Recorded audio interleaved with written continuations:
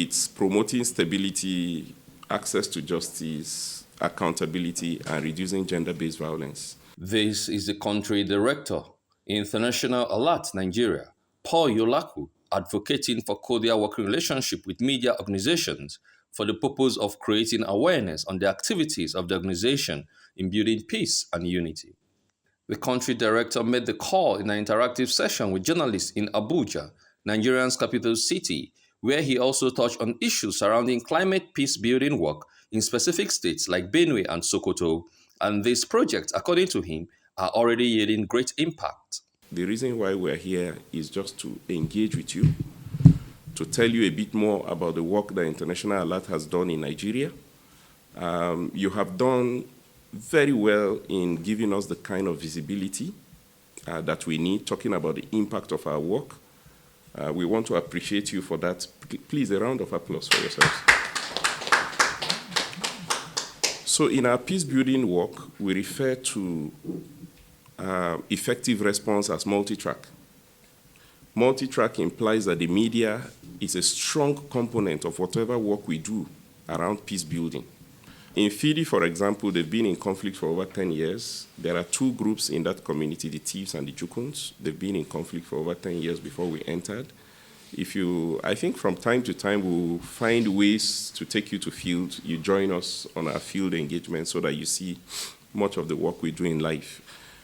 So those groups have been in conflict for 10 years until we intervened. And so because the project is powering peace through climate actions, the first step is to bring the communities together, understand the causes of conflict, initiate a locally driven development type approach. So we worked with them to identify the causes of conflict and also the drivers of climate change, the drivers of the negative impact of climate change, and what they think as a people we can support them with to deal with the impact of climate change.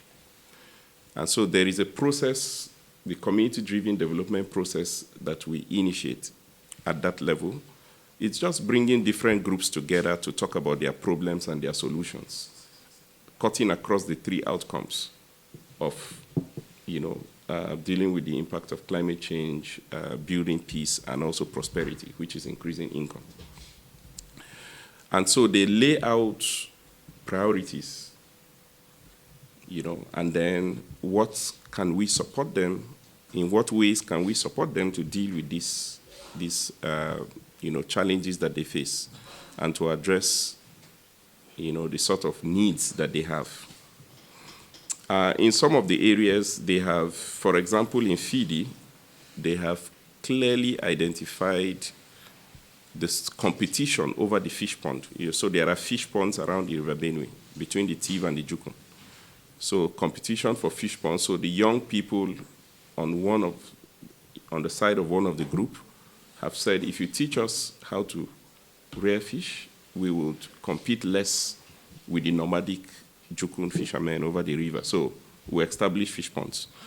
And there are also other priorities around improved seedlings, around water, around irrigation, and all of that, greenhouses that they have identified. We're implementing all of those projects that they have laid out in their local peace and adaptation plans, which is those agreed priorities that I talk about. He also said International Alert Nigeria is already working assiduously with the Nigerian police on the police reforms. He also hinted that the organization has also been at the fore of reintegrating women and children from different conflict regions in the society. Nigeria, the broad thematic areas we have worked on, as I mentioned earlier, is on reintegration of women and children.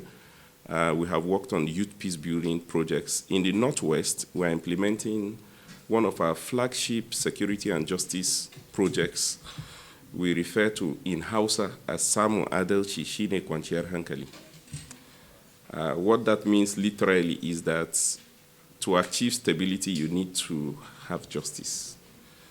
So it's promoting stability, access to justice, accountability, and reducing gender-based violence.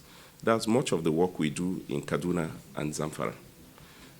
And that's our first entry into those states, and the results that we're achieving from those projects are enormous. You'll be here. Try to see how we can change behaviors of society by looking at alternative narratives that counter these negative narratives that were identified in the workshop that we had in Sokoto. So there are different narratives, not just religious, cultural. We have narratives that are so, predominant in the fabrics of society that, it's so difficult for people to be able to move from them or understand that there are different ways that they can actually do things or they can actually make things work for themselves without going those negative ways. So Emmanuel Onu, News 24.